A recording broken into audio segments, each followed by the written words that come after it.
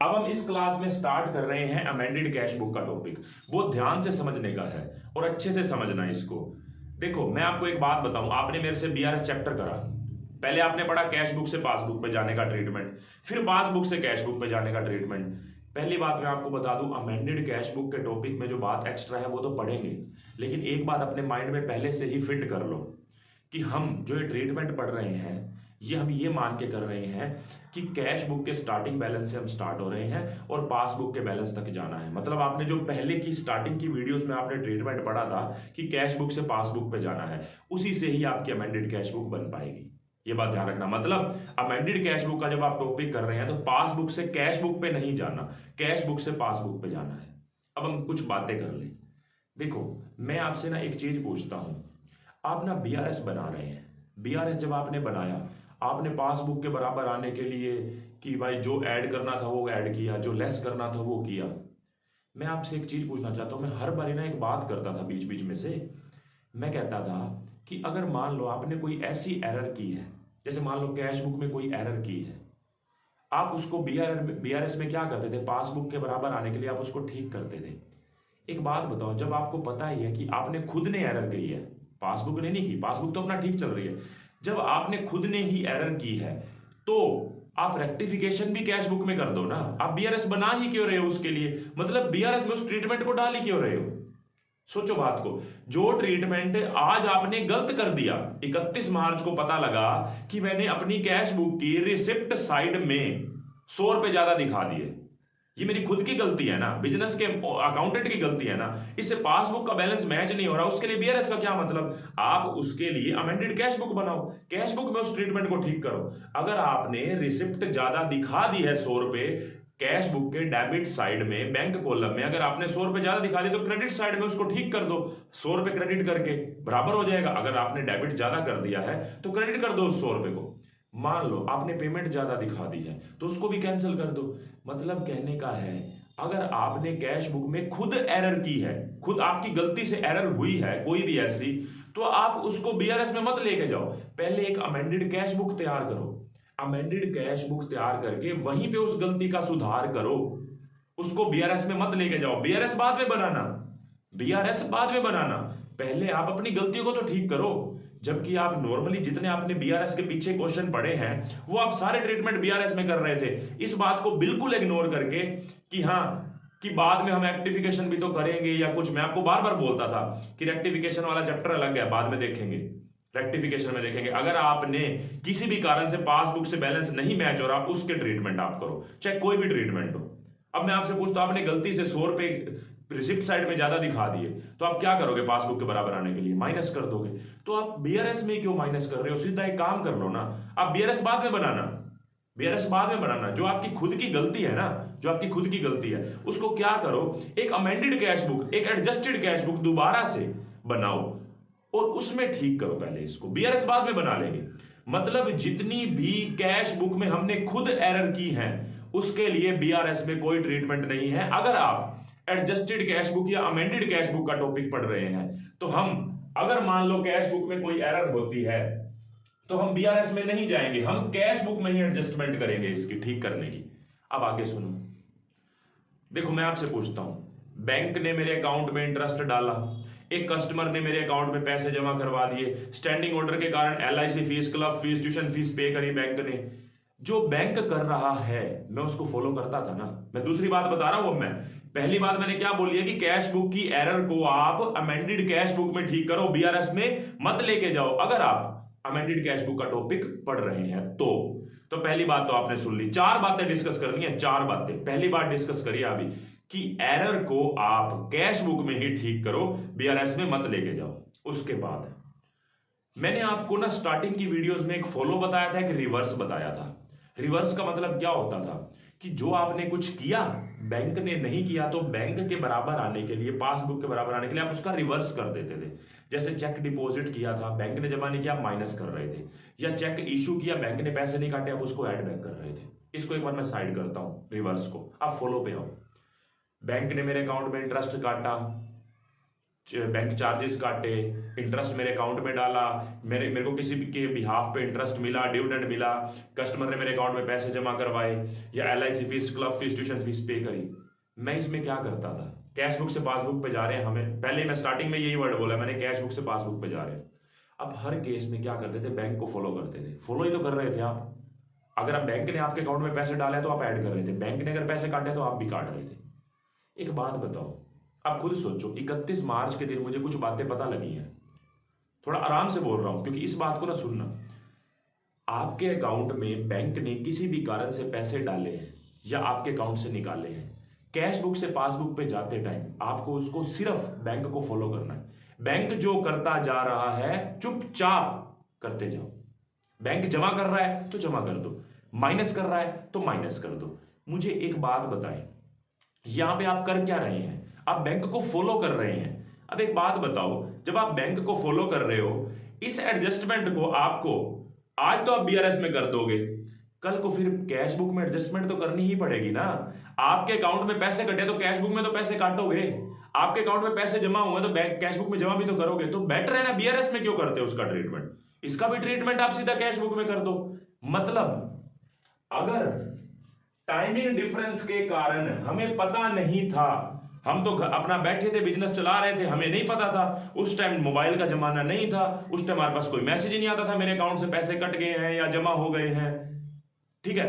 अब मेरे अकाउंट में महीने के बाद मुझे पता लग रहा है कि मेरे अकाउंट में इंटरेस्ट गया है, मेरे अकाउंट से पैसे जमा हुए हैं, कटे हैं किसी भी रीजन से, तो आप BRS उसके लिए क्यों बनाते हो। आप अपना घर आओ और अपना कैश बुक में चेंज कर दो, कैश बुक में वो ट्रीटमेंट सारे डाल दो।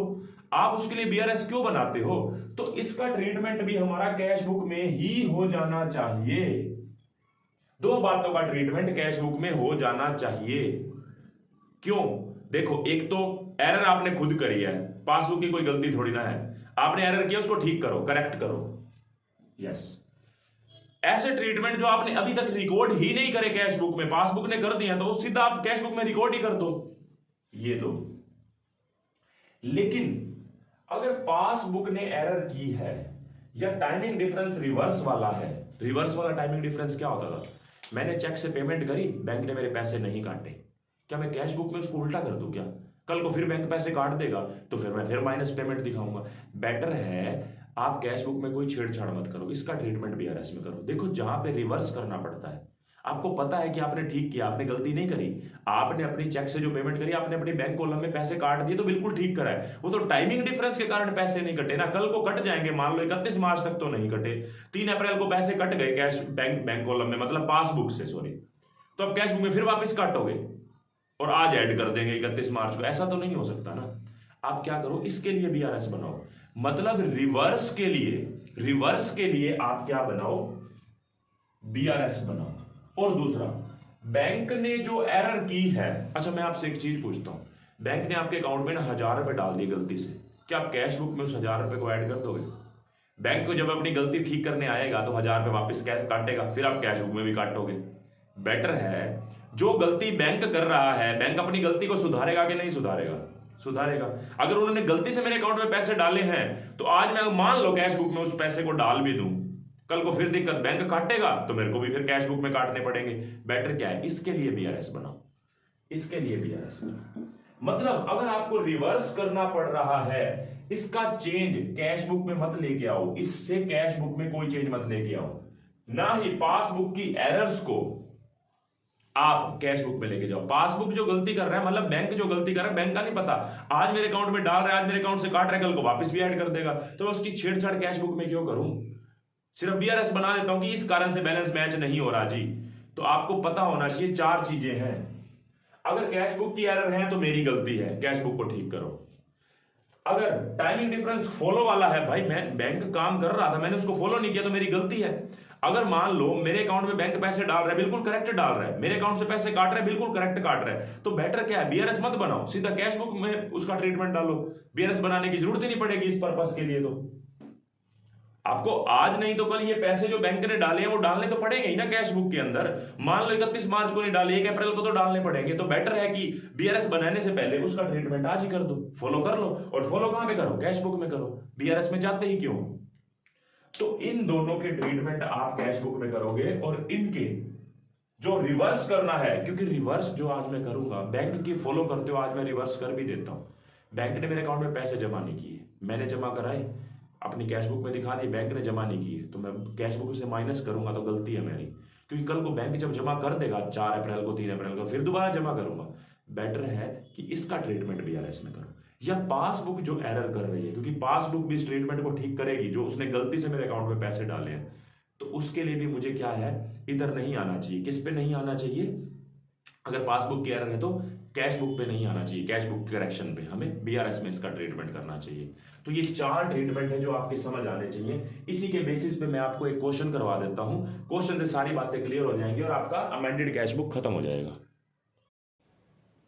देखो कैश बुक की एरर्स हो कौन कौन सी सकती हैं, मतलब हम कैश बुक में गलती तो कर रहे हैं जिसको हमें अमेंडेड कैश बुक में ठीक करना है बीआरएस बनाने से पहले। तो देखो क्या हो सकती है, ओवरकास्टिंग और अंडरकास्टिंग ऑफ डेबिट और credit column of cash book. मतलब जैसे हमने रिसिप्ट ज्यादा दिखा दी, पेमेंट ज्यादा दिखा दी, या रिसिप्ट कम दिखा दी, पेमेंट कम दिखा दी वो। इसके अलावा चेक इशू किया था हमने क्रेडिटर को, मैंने क्रेडिटर को चेक दे दिया, मेरे अकाउंट से पैसे भी कट गए पासबुक से, लेकिन हम खुद ही उसको रिकॉर्ड करना भूल गए, कैश बुक में रिकॉर्डिंग ही नहीं करी, तो गलती हो गई। Cheque deposit into bank were omitted to be recorded in the cash book. हमने चेक बैंक में लगवा के आ गए, बैंक पासबुक में पैसे जमा भी हो गए, अपनी रिकॉर्डिंग ही करना भूल गए। जो भी एरर कैश बुक किया वो ट्रीटमेंट अमेंडेड कैश बुक में। Incorrect amount of entry in the cash book, मतलब हमने कोई गलत अमाउंट, मतलब 50,000 लिखने थे 5,000 लिख दिए, 50,000 लिखने थे 55,000 लिख दिए, चाहे वो रिसिप्ट है चाहे पेमेंट है, वो एरर भी ठीक करेंगे। एंट्रीज इन इनकरेक्ट साइड और इन रॉन्ग कॉलम, हो सकता है कि हमने डेबिट में कुछ अमाउंट लिखना था क्रेडिट में लिख दिया, या हमने बैंक कॉलम में अमाउंट लिखना था कैश कॉलम में लिख दिया, तो इस भी गलती के कारण। और any amount received twice in the received recorded, हमने गलती से एक अमाउंट को, मतलब जो भी ट्रांजेक्शन थी उस अमाउंट को 2 बार रिकॉर्ड कर दिया, जिस कारण से हमारा बैलेंस मैच नहीं हुआ पासबुक से। ये जितनी भी एरर कैश बुक की है सारी की सारी आपको कैश बुक में ट्रीटमेंट करना है, दोबारा से अमेंडेड कैश बुक बना के, ना कि बीआरएस में। तो ये बात मैंने आपको बताई है कि कैश बुक की एरर्स के बारे में। देखो बच्चों, अब मैं क्वेश्चन करवा रहा हूं एक अमेंडेड कैश बुक का, ध्यान से समझना, बहुत सारी बातें क्लियर हो जाएगी। मैं आपसे पूछूं, आपके पास ना कैश बुक का बैलेंस दे रखा है, कैश बुक के अंदर जो है बैंक बैलेंस वो 30,000 रुपए मुझे दे रखा है स्टार्टिंग से 31/12 को, और कुछ फिगर, हमारे जो फिगर्स मैच नहीं कर रहे थे बैंक की पासबुक से, हमने उसके लिए डिफरेंसेस देखे कि किस डिफरेंसेस के कारण नहीं हो पा रहे। अब हमें यह देखना है, हमें बीआरएस तो बनानी आती है, हम सारी की सारी बीआरएस में ट्रीटमेंट डाल सकते हैं। इतना पढ़ने के बाद ये तो क्वेश्चन अराइज नहीं होगा कि सर ऐड क्या करेंगे, लेस क्या करेंगे।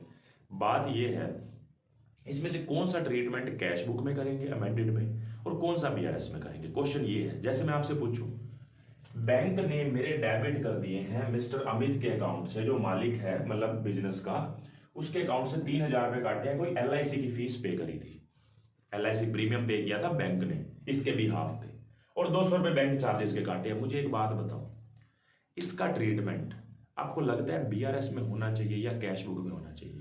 देखो एक बात सोचो, आज बीआरएस में कर देता है, बीआरएस बनने के बाद भी तो कैश बुक में तो लिखना ही पड़ेगा ना कि पेमेंट करी है बैंक ने, तो कैश बुक को बराबर आने के लिए बैंक के कभी ना कभी, क्योंकि पेमेंट हुई है तो कैश बुक के बैंक कॉलम में तो लिखी तो जाएगी, तो क्यों ना बीआरएस बना रहे हो इसके लिए। जो बैंक कर रहा है, जो बैंक ठीक कर रहा है उसको फॉलो करने के लिए आप क्या करो, कैश बुक में ट्रीटमेंट करो ना। बैंक कुछ गलती से कुछ कर रहा है, जैसे बैंक ने एरर कर दी कोई, उसके लिए बीआरएस में जाओ ना, क्योंकि बैंक जो गलती कर रहा है उसको करेक्ट करेगा तो फिर दोबारा से उसको ठीक करते घूमेंगे। बेटर है कि अगर बैंक कुछ करेक्ट कर रहा है तो आप सिर्फ बैंक को चुपचाप फॉलो करो और कैश बुक में ट्रीटमेंट करो, ना कि बीआरएस में। देखो बैंक ने फीस पे किया, सबसे पहले तो मैं ओपनिंग बैलेंस ये वाला उठाऊंगा, ये वाला जो कैश बुक बनने के बाद का है, ये अमेंडेड कैश बुक है, कैश बुक बनने के बाद वाली, ठीक है। तो हमारे पास पहले से अमेंडेड कैश बुक के लिए बैलेंस है 30,000 रुपए। मैं यहां पे लिखूंगा by LIC premium. LIC premium कितना पे किया है हमने? 3,000 रुपए, और बैंक चार्जेस भी हैं। कितने रुपए के हैं बैंक चार्जेस हमारे? 200 रुपए के। अब अगली ट्रीटमेंट पढ़ो, कह रहे bank has credited mister Amit by 15,000 for interest dividend received on investment. कोई इन्वेस्टमेंट थी, उससे हमें इंटरेस्ट मिला है, अरे बैंक ने हमारे अकाउंट में पैसे डाले तो कैश बुक को भी तो डालने चाहिए, बीआरएस को छोड़ो ना, बीआरएस की बात क्यों आएगी इसमें। तो इंटरेस्ट या डिविडेंड जो भी है, टू इंटरेस्ट दोनों का टोटल मिला के है ना, तो टू इंटरेस्ट या डिविडेंड टोटल कितना हुआ हमारा 15,000 रुपए। ठीक है, उसके बाद Mr. Amit deposited into bank rupees 50,000 out of which 40,000 collected by bank till 31st December 2021। देखो हमने ना बैंक में पैसे जमा कराए कितने 50,000 रुपए, कैश बुक में ऑलरेडी लिखा जा चुका है, कोई दिक्कत नहीं है। इस कैश बुक में नहीं, इससे पहले जो कैश बुक बनने के बाद ये बैलेंस आया उस कैश बुक में लिखा जा चुका है, 50,000 रुपए जमा हो चुके हैं। बैंक ने अभी तक 31 दिसंबर तक 40,000 जमा किए, तो क्या अमेंडेड कैश बुक में मैं इस 10,000 को माइनस कर दूं क्या? बिल्कुल भी लॉजिक नहीं बना, क्योंकि एक बात बताओ, आज बैंक ने जमा नहीं किया ना 31 दिसंबर तक, कल को जमा कर देगी 2 दिन बाद, फिर मैं वापस इसमें लिखता रहूंगा, इस साइड डेबिट करूंगा। बेटर क्या है, इसका ट्रीटमेंट बीआरएस में करो, बात को समझे। तो मैं अलग से एक बीआरएस बनाऊंगा, जैसे आप नॉर्मली करते हो कि प्लस आइटम और माइनस आइटम, और यहां से जो भी बैलेंस आएगा बचेगा हम उसको यहां पे लिखेंगे, वो प्लस भी हो सकता है माइनस भी हो सकता है। मैं इसका क्या ट्रीटमेंट करूंगा कि चेक डिपॉजिट कराया, बैंक ने जमा नहीं किया, 40,000 जमा हो गए, 10 नहीं हुए तो माइनस कर दो, लेकिन बीआरएस में रिवर्स, मैंने पहले लिखवाया भी था, रिवर्स का ट्रीटमेंट बीआरएस में, बैंक की पासबुक का ट्रीटमेंट मतलब बैंक का अगर कोई एरर हुई है तो उसका ट्रीटमेंट भी बीआरएस में, कैश बुक की एरर का ट्रीटमेंट कैश बुक में, और अगर उसको फॉलो करना है बैंक को, जो बैंक करेक्ट कर रहा है उसका ट्रीटमेंट भी कैश बुक में। देखो ये हमने ट्रीटमेंट इसीलिए कैश बुक में किया है। ठीक है, आगे सुनो। अब उसके बाद हमने check deposited into bank but not collected by bank, का पूरा मैं लिखता ही नहीं, 10,000 रुपए माइनस कर दो। कैश कलेक्शन थी 20,000 रुपए की, cash entered in the cash but item banked on 3/1/22, मतलब हमने ना कैश बुक में इसको लिख दिया 20,000 रुपए को, मतलब हमने ठीक लिखा। एक बात बताओ, हम सिर्फ बैंक में ले जाना ही तो भूले, खुद सोच के देखो, आपको ये तो कैश बुक की एरर हो गई, हमने कैश बुक में लिख दिया है, और कहोगे आप करे, देखो सोचने की बात है, हमने बैंक में जमा कब करवाया उसको, 3 जनवरी को, 31 जनवरी को तो जमा नहीं कराया ना, ये तो हमारी प्रोसेसिंग की गलती है ना, कैश बुक की गलती थोड़ी ना। मेरे को एक बात बताओ, मेरे पास कैश आया, मेरे पास कहीं से भी कैश पड़ा था, मतलब मेरे पास, मैंने बैंक में जमा करवाना था, मैंने अपने अकाउंटेंट को कह दिया भाई एंट्री कर दे कैश जमा करने की बैंक में, मतलब bank debit to cash, bank column में बैलेंस बढ़ा दे। खुद ही हम 2 दिन तक पैसे लेके घूमते रहे, और फिर 3 जनवरी को जा रहे हैं बैंक में जमा करवाने। आपको लगता है कि कैश बुक की एरर है, एक्चुअल में कैश बुक की एरर है ही नहीं, ये कैश बुक की एरर नहीं है। ये क्या है कि हमने अब जो काम था ना वो आधा छोड़ दिया। कल मान लो अगर 1 मिनट के लिए इसको कैश बुक की एरर मान भी लो कि बैंक में पैसे जमा तो करवाए नहीं, तो जमा कैसे कर दिया, माइनस करो इसको यहाँ पे, ठीक है जी माइनस कर दिया। अब मान लो 2 दिन बाद जमा करवाने जाएंगे, फिर यहाँ पे जमा करोगे, तो बेटर है इसको चेंज मत करो। ये कैश बुक की एरर नहीं बोली जा सकती अगर इसको ध्यान से समझो तो। सिर्फ हमने बैंक में जमा नहीं करवाने गए, अब फिलहाल बैंक में जमा तो हुए नहीं है, और कैश बुक को पासबुक के बराबर आना है, तो जो हमने कैश बुक में जमा कर दिए हैं उसको माइनस करो, लेकिन कैश बुक में नहीं। एंट्री ठीक कर रखी है, सिर्फ बैलेंस को बराबर लाने के लिए बीआरएस में माइनस करो। ठीक है, cash deposit into bank on 3 जनवरी 2022, कितने रुपए हैं जो हमें अभी फिलहाल माइनस करने हैं, 20,000। ठीक है, उसके बाद चेक इशू किया 30,000 का, आउट ऑफ 25,000 तो प्रेजेंट हो गए 31 बार तक, 5,000 के नहीं प्रेजेंट हुए ना, कल को तो होंगे ना। फिलहाल हमने कैश बुक में कोई गलती नहीं करी, इसलिए बराबर आने के लिए यहां पे ऐड करो, check issued but not presented for payment, कितने रुपए, 5,000। ये सारे ट्रीटमेंट हो गए। अब यहां से बैलेंस निकालो, 30 और 15 45,000 रुपए, 45,000 में से ये 3200 घटा दो, 41,800 रुपए हमारा बैलेंस बच गया बाय बैलेंस सीडी। ये 41,800 रुपए आप यहां पे लिख दो, ये बैलेंस जो आएगा कि हमारा कौन सा बैलेंस आ रहा है, debit balance as per cash book. तो ये टोटल कर दो, 41,800 और 5 46,800 और 20 और 10 30,000 रुपए। तो 30,000 पेमेंट में है और 46,800, तो 16,800 रुपये हमारा कहां पे आ गया, credit balance as per passbook. मतलब हमने दो ट्रीटमेंट किए हैं, कुछ हिस्से को आपने कैश बुक में ठीक ही करना है और जो एरर हुई है या बैंक की राइट चीजों को फॉलो करना है वो कैश बुक में ही होंगी, ठीक है। और बाकी ट्रीटमेंट सारे हमारे कहां पे होंगे, जो रिवर्स वाले हैं या बैंक की कोई एरर है उसको हम बीआरएस में देंगे। तो ये हमारा क्वेश्चन था और अच्छे से आपका हो भी गया होगा, मान के यही चलता हूं मैं।